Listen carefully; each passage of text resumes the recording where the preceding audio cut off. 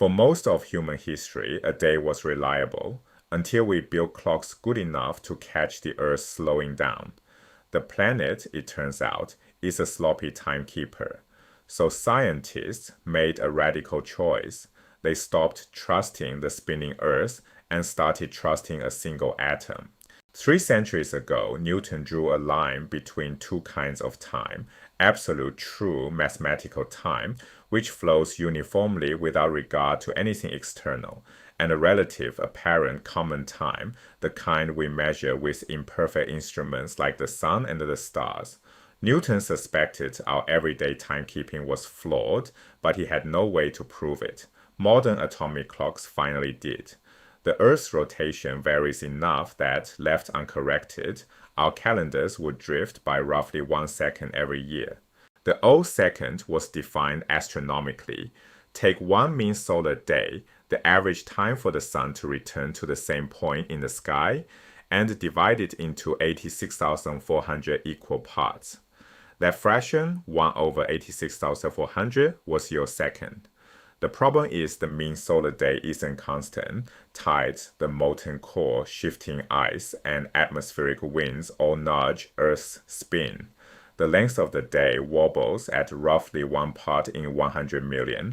A unit built on a moving foundation can never be precise. If the Earth can't be trusted, what can? The answer is smaller than you think. An atom. Atomic clocks reach an accuracy of about 1 part in 10 to the 14th.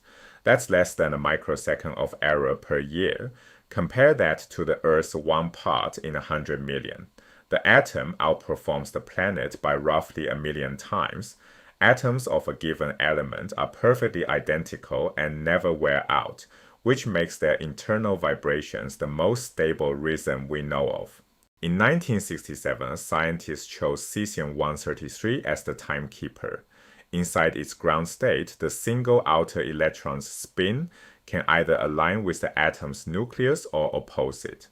These two arrangements have very slightly different energies, a split called the hyperfine transition. We label the upper level F equals 4 and the lower level F equals 3. When the atom drops from F equals 4 to F equals 3, it emits microwave radiation at one exact, unchanging frequency. That frequency became the new heartbeat of time, identical for every cesium atom in the universe. Here's the definition. 1 second equals 9,192,631,770 periods of that cesium radiation. Written as a formula, 1 second equals 9,192,631,770 divided by delta nu cesium. Here, delta nu cesium is the cesium frequency, fixed at exactly 9,192,631,770 Hz, which is the same as that many cycles per second.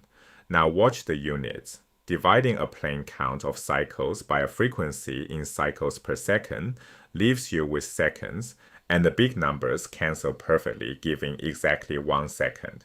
And this number is not rounded or measured. It is exact, agreed upon by definition.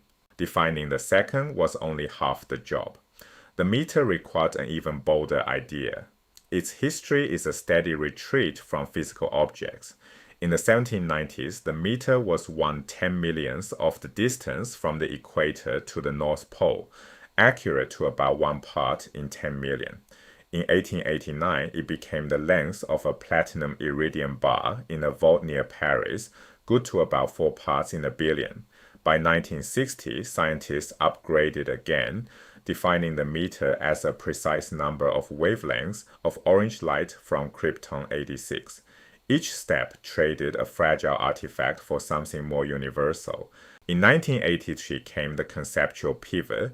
Instead of measuring the speed of light, scientists fixed it. By international agreement, light travels at exactly 299,792,458 meters per second. Not approximately, exactly, by definition. This flips everything. The speed of light is no longer a measured quantity, it's a defined constant. and the meter becomes simply the distance light travels in 1/299,792,458 of a second. We no longer measure the speed of light at all. Any experiment that seems to measure it is really testing how good our length and the time standards are. Now watch the definitions chain together. Start with 1 meter equals c divided by 299,792,458 multiplied by 1 second. But we already know 1 second equals 9,192,631,770 divided by delta nu cesium. Substitute that in. 1 meter equals c over 299,792,458 times 9,192,631,770 over delta nu cesium. Now combine the two constants. When we divide 9,192,631,770 by 299,792,458, we get approximately 30.6633,190.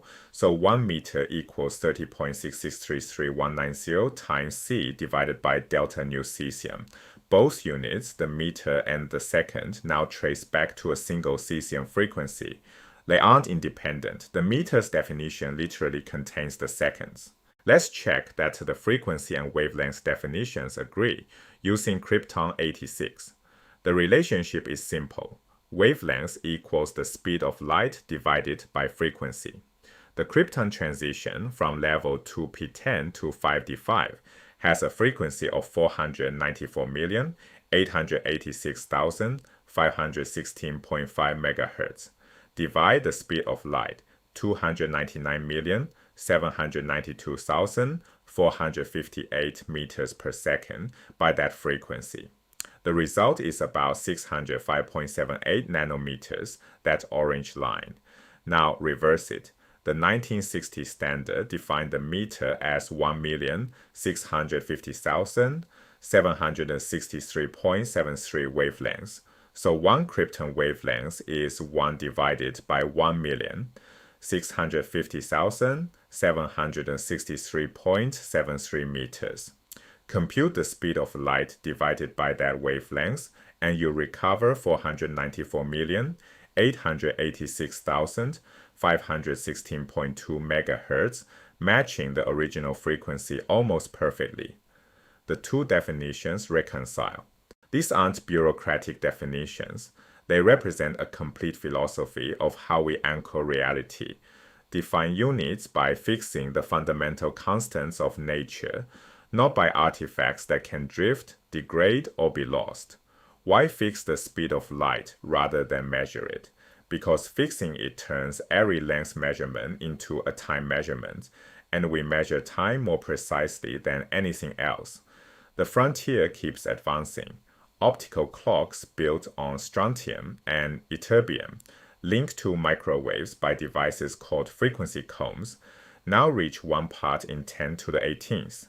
We've come as close as humanity ever has to Newton's absolute true time, not by finding it in the heavens, but inside an atom.